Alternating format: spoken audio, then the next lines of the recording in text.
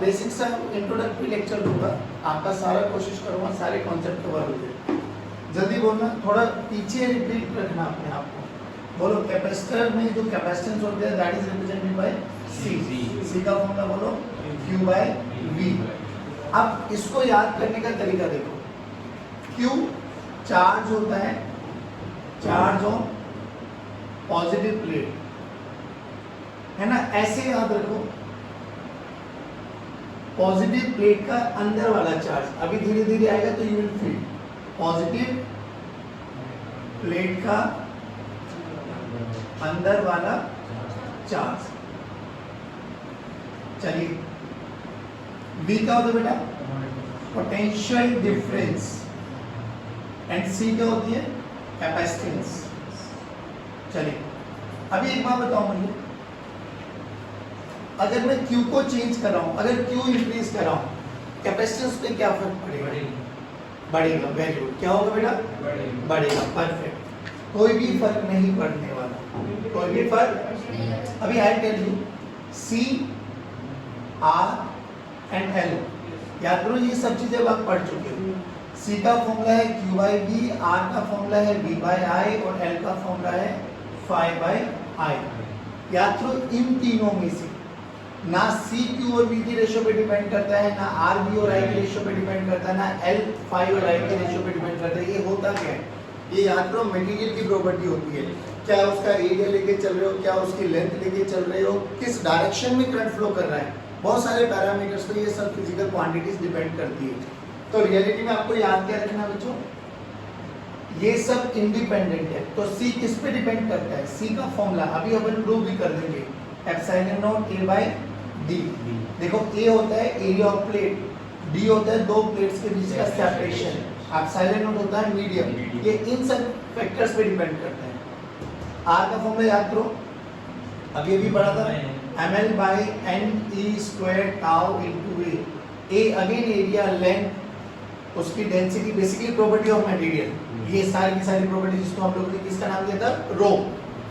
L का formula बोलो बच्चों, mu naught n square A into L। Again area, length, बहुत सारे पैरामीटर्स पे डिपेंड करता है कि क्या कॉन्फ़िगरेशन है, ये सब इन पे डिपेंड करता है।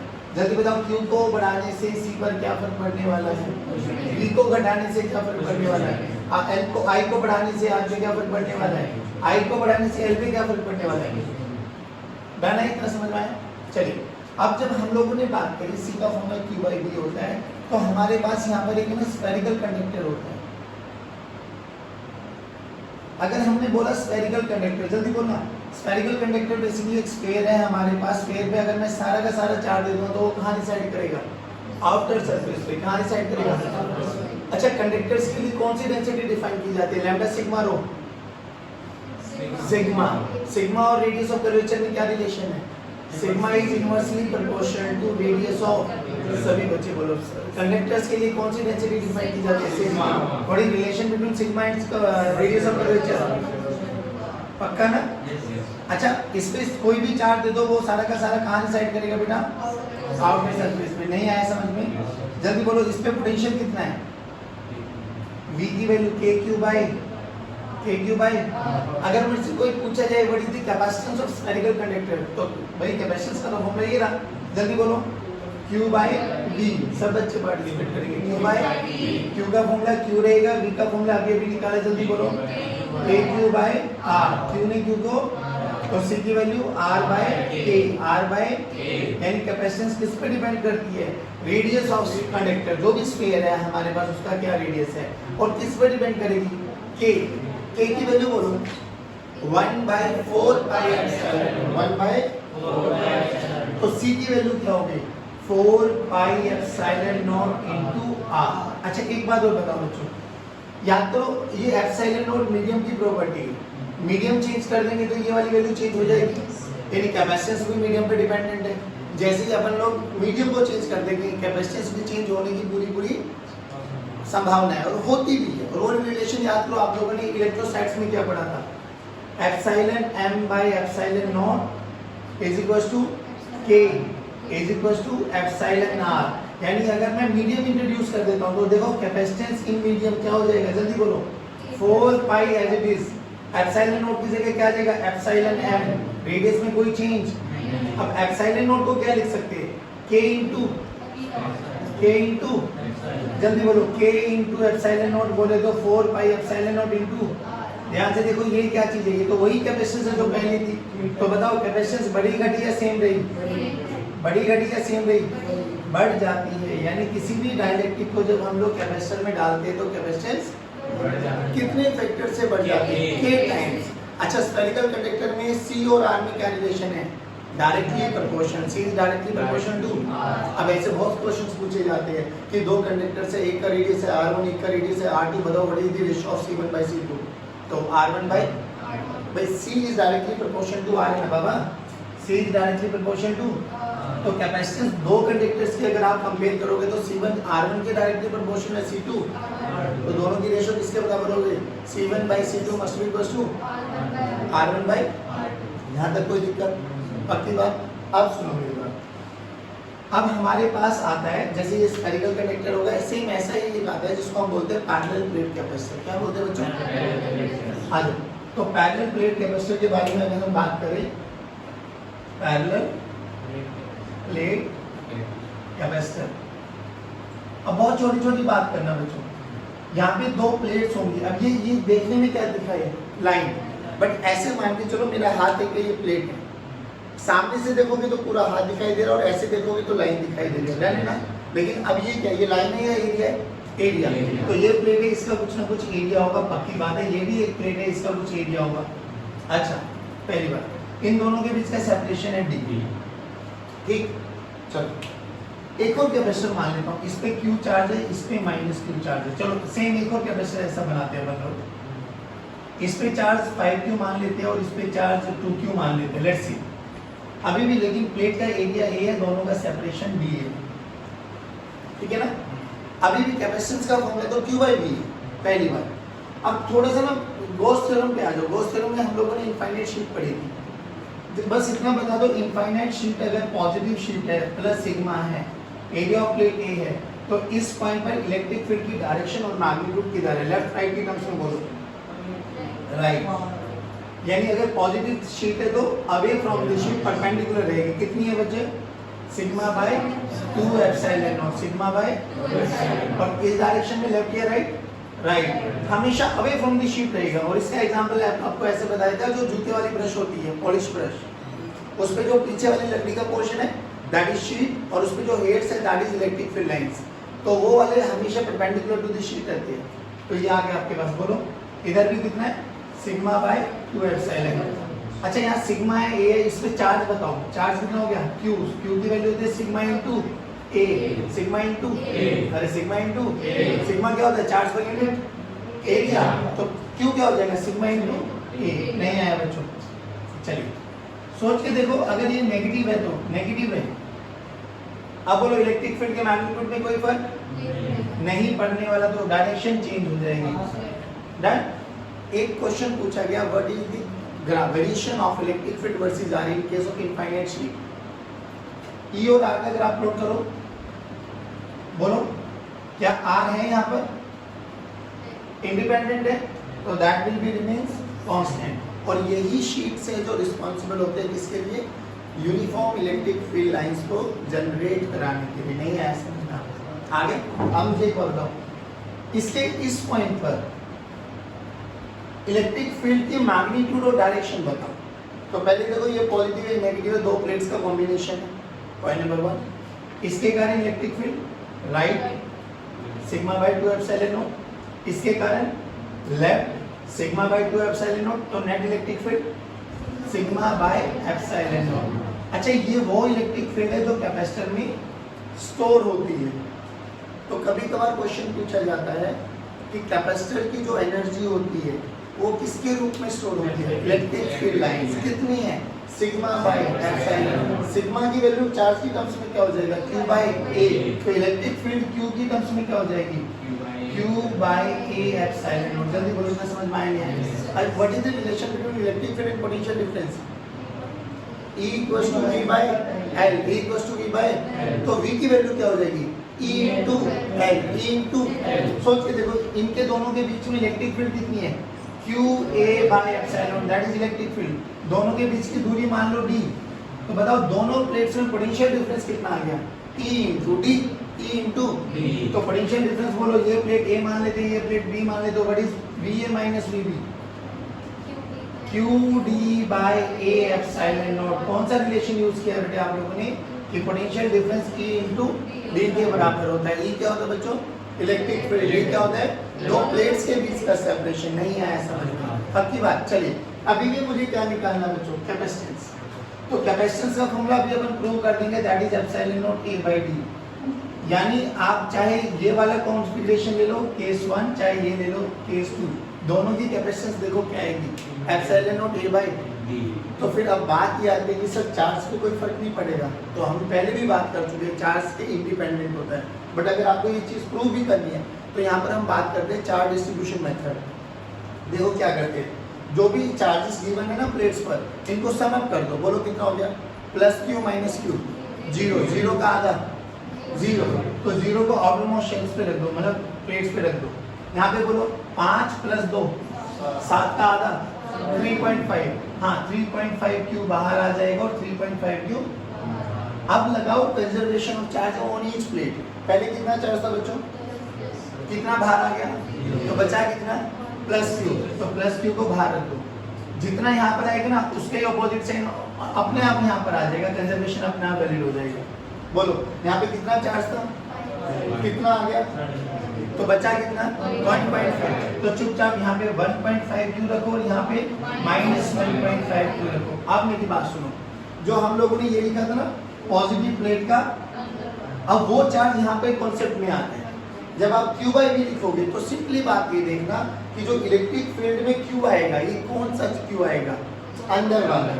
तो यहाँ पर इसके अंदर इलेक्ट्रिक फील्ड के लिए कौन रिस्पॉन्सिबल है? 3.5 या 3.5 या 1.5? 1. जो अंदर है दैट इज ओनली रिस्पॉन्सिबल। तो यहाँ के लिए कौन रिस्पॉन्सिबल है? यहाँ के लिए तो जहाँ जहाँ Q आएगा वहाँ पर क्या आ जाएगा? 1.5 Q। चलिए इलेक्ट्रिक फील्ड में आ गया 1.5 Q। तो बोलो इलेक्ट्रिक फील्ड कितनी होगी इसके अंदर? इलेक्ट्रिक फील्ड का फॉर्मूला ये है ना QD बाय, तो QD by A epsilon naught में Q की value 1.5 QD by A epsilon. नहीं आया बेटा। C का फॉर्मूला बोलो। ये भी हो गया बेटा अब आपके पास। C का फॉर्मूला Q बाय, अब Q में कौन सा Q रखे? पॉजिटिव प्लेट का। तो अभी भी 1.5 नहीं आया बच्चों। 1.5 Q divided by 1.5 Q into D into A epsilon not. देखो कैंसिल आउट आया क्या है? तो ये याद रखना कि कैपेसिटेंस जो होती है that is independent of Q and V। Point number 1। अच्छा एक बार बताओ मुझे, जैसे कई बार ये तो आपके पास रेक्टेंगुलर प्लेट्स आ गई, दो प्लेट्स अनइवन सरफेस की भी आ सकते हैं। जैसे एक का एरिया A ले लिया, एक का एरिया A/2 ले लिया, एक का एरिया A/4 ले लिया। जब ये अलग अलग एरिया ले लेते हैं तो अगर मेरे से पूछा जाए what is the capacitance of the capacitor, सुनना आराम से। बोला गया एक प्लेट है जिसका एरिया A है, एक प्लेट है जिसका एरिया A/4 है, दोनों के बीच का सेपरेशन है D। हमने फॉर्मूला तो पढ़ लिया एप्सिलॉन नॉट A/D। अब इस केस में कैपेसिटेंस क्या होगी? तो कैपेसिटेंस का फॉर्मूला तो अभी भी वही होगा एप्सिलॉन नॉट A/D। बट बात यह है D तो ठीक है, A कौन सा लेके चले, A या A/4? तो हमेशा एरिया ओवरलैपिंग वाला एरिया लेना है। कौन सा लेना बेटा? सारे बोलो ओवरलैपिंग वाला एरिया। जो छोटा एरिया होगा वही हमारा कैपेसिटेंस में काम आएगा। बोलो यहाँ तक समझ में आएगा? पक्की बात। चलिए अब बात करते हैं डाइलेक्ट्रिक्स के बारे में। डाइलेक्ट्रिक्स बेसिकली एक इंसुलेटर है, एक इंसुलेटिंग मटेरियल है। जब भी किसी भी डाइलेक्ट्रिक को अपन लोग किसी भी कैपेसिटर में इंसर्ट कर देते हैं तो ये याद रखना कैपेसिटेंस हमेशा इंक्रीज करती है। लेकिन कैपेसिटेंस इंक्रीज होने के साथ साथ इसके साथ ना 4 से 5 पैरामीटर हो रहे जो अपन को याद करना है। अब सुनना, एक टेबल बना दो, वो टेबल अपने दिमाग में बैठा लेना। जब हम बात करते हैं डाइलेक्ट्रिक, डाइलेक्ट्रिक है जिसका डाइलेक्ट्रिक कांस्टेंट अपन क्या मान के चले बच्चों? K। तो इंसर्शन ऑफ डाइलेक्ट्रिक की हम बात करते हैं at constant potential and at constant charge. अच्छा बैटरी जो होती है, बैटरी का मेन काम क्या होता है? एनर्जी। बैटरी का मेन काम क्या होता है? जल्दी बोलो। To maintain the potential difference. Perfect. C Q V E and U, C dash Q dash V dash E dash and U dash। आप सुनो, आपकी किताबों में मिलेगा with battery and without battery, कि जब हम डायरेक्टली को इंसर्ट करते हैं ऐसे क्वेश्चंस आएंगे, बहुत सारे आते हैं कि एक कैपेसिटर था उसको चार्ज कर दिया गया फिर बैटरी हटा दी गई, एक कैपेसिटर था उसको चार्ज कर दिया गया और बैटरी के साथ लगा के रखा, तो बैटरी के साथ लगा के रखा तो कांस्टेंट पोटेंशियल वाला केस आ गया, चार्ज किया बैटरी हटा दी तो कांस्टेंट चार्ज वाला केस आ गया। बात समझ में आई? अब सिंपल सी बात बोल रहा हूँ, जब भी हम लोगों ने पोटेंशियल वाला चैप्टर भी पढ़ा था वहाँ पर भी एक ही चीज़ को रिप्रेजेंट किया था कि एनालॉजी बनाओ, पानी इज इक्वल टू चार्ज और height is equal to potential. Simple सी बात देखो, इसमें ये ऐसे मान के चलो कि हमारा टैंक है ऊपर पानी वाला, पानी से पूरा भर दिया अपन लोगों ने, बट एक दिन हम लोगों ने मोटर नहीं चलाई तो अपन पानी का कंजप्शन कर रहे हैं, मोटर क्या होगी, टैंक क्या हो जाएगा, हो जाएगा ना। अब पानी क्या है, चार्ज, और हाइट क्या है, पोटेंशियल, तो चार्ज हम कंज्यूम करते जा रहे हैं, पोटेंशियल का क्या होगा, कम होता चला जाएगा।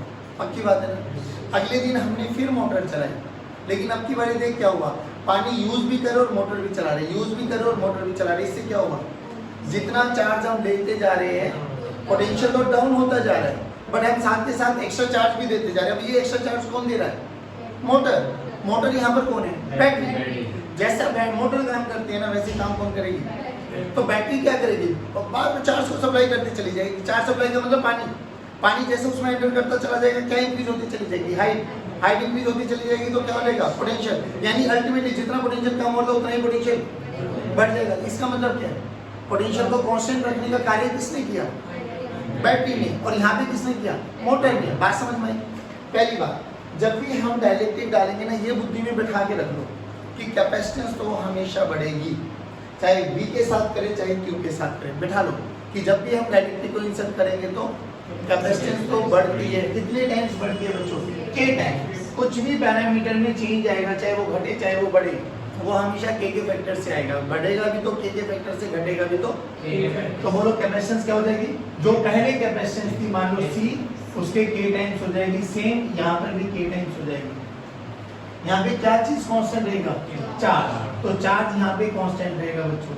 यहाँ पे क्या चीज कांस्टेंट रहेगा, V। What is the relation between V and E, directly proportional है, डायरेक्टली प्रोपोर्शनल है। अगर V कांस्टेंट रहेगा तो E भी। चलिए बहुत बढ़िया। अब सिंपल सी एक बात बताऊं, जैसे ही हमने डाइलेक्ट्रिक को डाला, जैसे हमने, ध्यान से देखो, डाइलेक्ट्रिक को डाला एट कांस्टेंट चार्ज के बारे में बात कर रहा हूँ, कांस्टेंट चार्ज, तो C is inversely proportional to V। Constant charge है ना बाबा, देख इधर, तो Q कांस्टेंट है, अगर Q कांस्टेंट है तो C और V में क्या रिलेशन है, C is inversely proportional to V। अगर C is inversely proportional to V है तो C तो क्या हो रहा है, बढ़ रहा है। C बढ़ रहा है तो V के बारे में क्या ख्याल है, घटेगा। कितने फैक्टर से, तो यहाँ पे V क्या हो जाएगा बच्चों, V बाय A। अगर V घटा तो what is relation between V and E, E भी घटेगा। कितने फैक्टर से, नहीं आया बच्चों। अच्छा अब इधर आ जाओ भाई, पोटेंशियल तो इसमें भी डाला है ना आप लोगों ने, पोटेंशियल तो इसमें भी डाला है, तो क्या होगा, मतलब क्या, डाइलेक्ट्रिक तो इसमें भी डाला है, डाइलेक्ट्रिक डालने से क्या हुआ, C तो बढ़ा, लेकिन चार्ज तो इसका, मतलब V तो इसका भी कम होगा ना, लेकिन V इसका कम होगा, बट इसके साथ कौन है, बैटरी। बैटरी क्या करेगी, उतने ही चार्ज दे देगी, ले भाई ले चार्ज, यानी चार्ज की सप्लाई देगी। चार्ज सप्लाई देगा तो इसका मतलब चार्ज बढ़ेगा घटेगा, बढ़ेगा, तो इसमें चार्ज बढ़ जाएगा। कितने फैक्टर से, इतना समझ में आया। अब बात ये आती है कि एनर्जी। अब याद करो, एनर्जी के हम लोगों ने 3 फॉर्मूले पढ़े थे, 1/2 CV², 1/2 Q×V, 1/2 Q/C², नहीं Q²/C। तो एनर्जी के फॉर्मूले लिख देता हूँ एक बारी, 1/2 CV², 1/2 Q×V, 1/2 Q²/C। अब बात ये आती है कि सर इनमें से कौन सा फॉर्मूला यूज किया जाए। सिंपल सा फंडा है दोस्तों, ये देखो QCV में से कौन कांस्टेंट है, QCV में से कौन कांस्टेंट है। इस वाले में वो वाला फॉर्मूला यूज करो जहाँ पर V आ रहा है।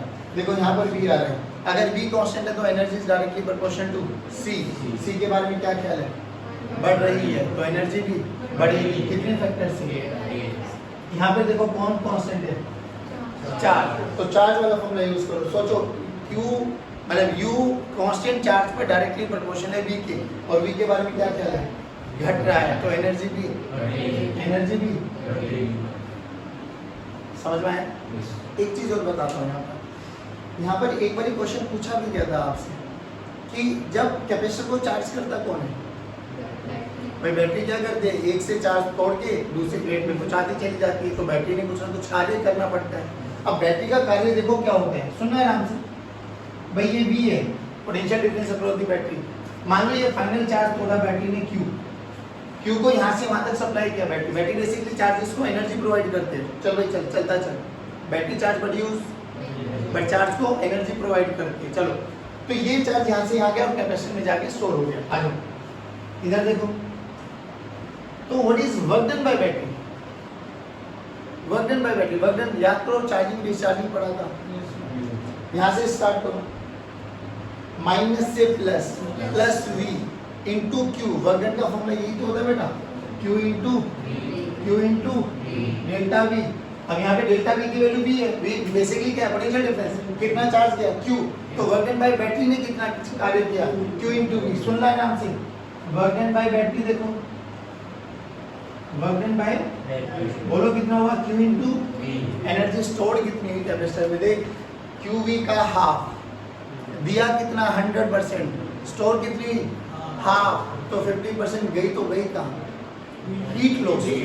कई बार पूछा जाता है what is the ratio of work done by the battery and energy stored in capacitor, work done by the battery कितना बाबा QV, एनर्जी स्टोर्ड कितना है 1/2 QV ने QV को माना 2:1, बहुत बारी क्वेश्चन में पूछा जाता है। अब बच्चे डर जाते कह रहे हैं ऐसा तो रेशियो पढ़ा, वो 1:1 लिख के आ जाता है, हमेशा रेशियो क्या है, तो वर्क डन जितना बैटरी ने कार्य किया उसका आधा ही स्टोर होता है। यहाँ तक बताओ समझ में आया आपकी बात। अब इसके बाद हम इसके कॉम्बिनेशन पढ़ेंगे, सीरीज पैरेलल विद डाइलेक्ट्रिक्स, खत्म। देखो बेटा अब अपन देखेंगे कॉम्बिनेशन ऑफ कैपेसिटर्स। देखो कैपेसिटर का कॉम्बिनेशन बिल्कुल उल्टा है जैसे हम लोगों ने रेजिस्टर का पढ़ा, जल्दी बताओ कैसा कॉम्बिनेशन है, जैसे C1 C2 बोलो, C equivalent C1 C2 bye C1 plus C2। अगर दो कैपेसिटर है तो ये फॉर्मूला डायरेक्ट याद होना चाहिए, इसमें कोई बुराई नहीं। अच्छा 1/C इक्विवेलेंट बोल दो, 1/C1 प्लस 1/C2 पक्का। अब बताओ सीरीज में लगाने से कैपेसिटेंस बढ़ती है या घटती है, घटती है, C इक्विवेलेंट कम हो जाती है, कम हो जाती है। अगर हमारे पास कॉम्बिनेशन आ जाए और हमसे बोला जाए कि हमें कैपेसिटेंस को ऐसा कॉम्बिनेशन लगाना है कि ये घट जाए, तो सीरीज में जो कैपेसिटेंस आते हैं is always smaller than the smallest, smaller than the smallest. जो सबसे छोटा होगा ना उससे भी छोटी कैपेसिटेंस आएगी। मान लो 1 2 3 लगा दी गई है सीरीज में, बिना सोल्व करे बताओ आंसर 1 से कम आएगा ज्यादा आएगा, स्मॉलर देन द स्मॉलेस्ट, ये याद रखा बाबा। अच्छा जल्दी बताओ सीरीज में क्या चीज सेम रहता है, चार्ज या पोटेंशियल, चार्ज। यहाँ पे सीरीज में क्या चीज सेम रहेगा, और रेजिस्टर के केस में करंट आएगा। यहाँ पर आ जाओ पैरेलल कॉम्बिनेशन, पैरेलल में क्या चीज सेम रहती है बच्चों, क्या चीज डिस्ट्रीब्यूट होता है, चार्ज। यहाँ पे चार्ज, वहां पर करंट। बोलो C इक्विवेलेंट का फॉर्मूला, तो बताओ कैपेसिटेंस घटी बढ़ी, घटी बढ़ी, तो कैपेसिटेंस इंक्रीजेस। अच्छा चलो अब हमारे पास जनरली क्वेश्चंस क्या आते हैं, कैपेसिटर विद कैपेसिटर डाइलेक्ट्रिक्स। देखो क्या एक दो न्यूमेरिकल कर लेते हैं, थोड़ा कॉन्फिडेंस आ जाएगा। मान लो ये हमारे पास प्लेट्स है 1 और 2, हमें इनके बीच में C इक्विवेलेंट निकालना है।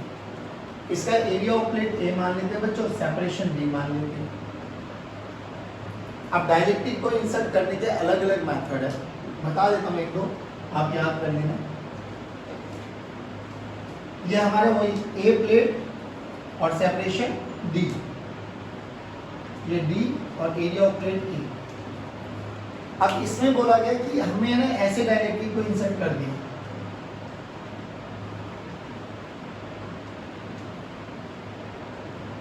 ये K1 इसकी डाइलेक्ट्रिक स्ट्रेंथ है और ये K2, और यहां पर हमने ऐसे कर दिया, ये K1 और ये K2। यहाँ पर हमने ऐसे कर दिया,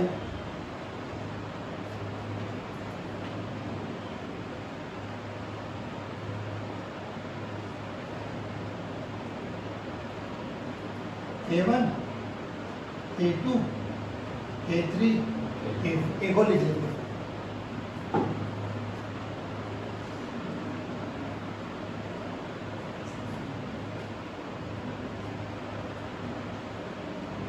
K1 K2 K3 1 and 2।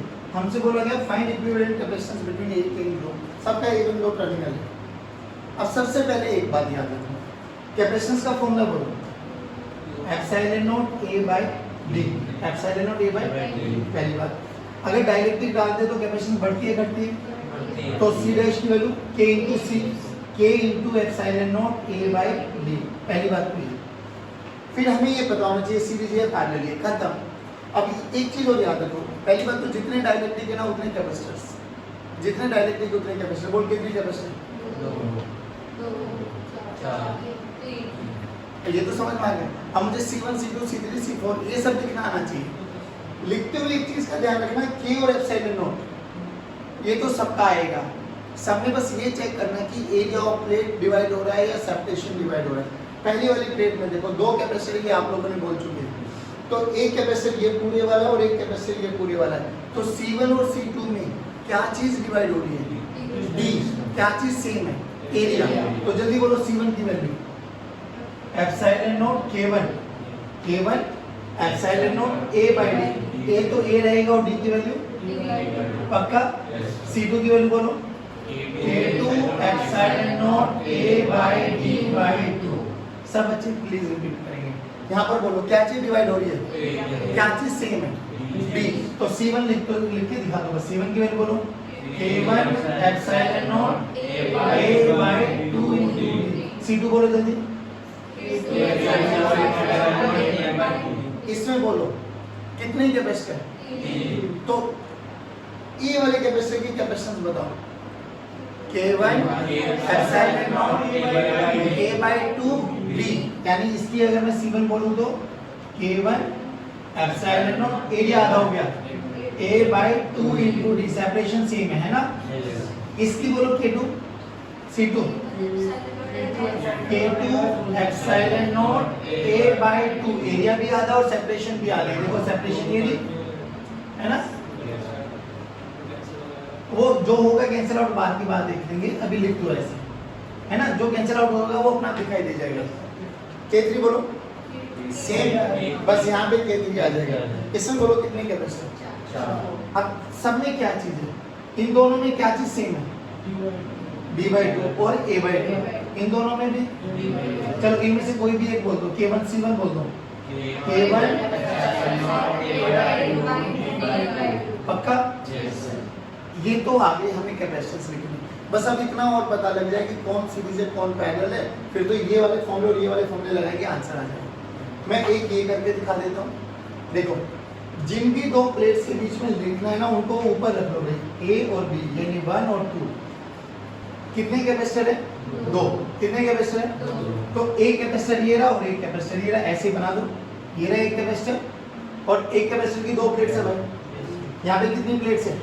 3, यानी कहीं ना कहीं एक ऐसी प्लेट है जो कंबाइंड हो गया दो के साथ, है ना, वो ये है।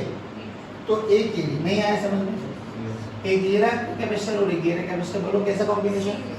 और सीरीज में तो C1 into C2 bye C1 plus, इधर आ जाओ जल्दी बोलो 1 और 2। अब कितने कैपेसिटर है? 2। एक कैपेसिटर ये रहा और एक कैपेसिटर ये रहा, तो एक इधर बना एक इधर बना। अब ध्यान से देख, दोनों कैपेसिटर की प्लेट कंबाइंड है ए के साथ, तो दोनों कैपेसिटर की प्लेट कंबाइंड है ए के साथ और एक ही कंबाइंड हो गई। नहीं आया? बोल कैसा कॉम्बिनेशन? C1 प्लस ये देखो कितने कैपेसिटर है? अब ध्यान से देखना 1 2 कितने? 1 2 बना लो पहले ऐसे। ये दोनों आपस में कनेक्टेड है, ये दोनों आपस में कनेक्टेड है, ये और ये दोनों की प्लेट, इन दोनों की प्लेट आपस में भी कनेक्टेड है। बोलो क्या कॉम्बिनेशन बना? ये दोनों सीरीज आपस में। इधर देखो बाबा एक कैपेसिटर एक कैपेसिटर एक कैपेसिटर, एक एक दो, डन। फिर देखो इन दोनों की प्लेट एक साथ कंबाइंड है, इन दोनों की एक साथ, और ये दोनों, ये दोनों इसके साथ नहीं आया। एक छोटा सा और याद कर लो, छोटी सी चीज ये तो था कि अगर मैं कंप्लीटली डाल दूं, एक में आता अगर मैं पार्शियल डाल दूं कोई दिक्कत नहीं है, पार्शियल डाल दे तो क्या होता है, मान लो ये कैपेसिटर थी हमारे पास, इसमें मैंने टी थिकनेस पार्शियली डाल दी, यानी आधे में डाल दी कैपेसिटेंस और आधा मैंने खाली रख दिया। अब बोला जाता है कैलकुलेट क्या कैपेसिटेंस, तो कैपेसिटेंस का फॉर्मूला डायरेक्ट याद करो, एप्सिलॉन नॉट, ये टी है बाबा, और ये क्या है डी माइनस टी, तो epsilon naught A by T by के प्लस डी माइनस टी।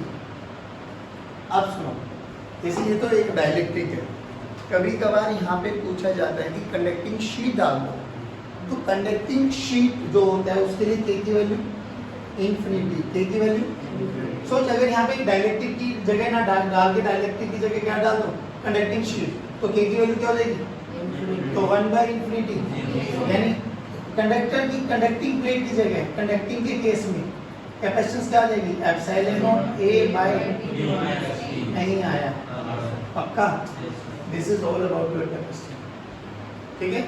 जय हिंद।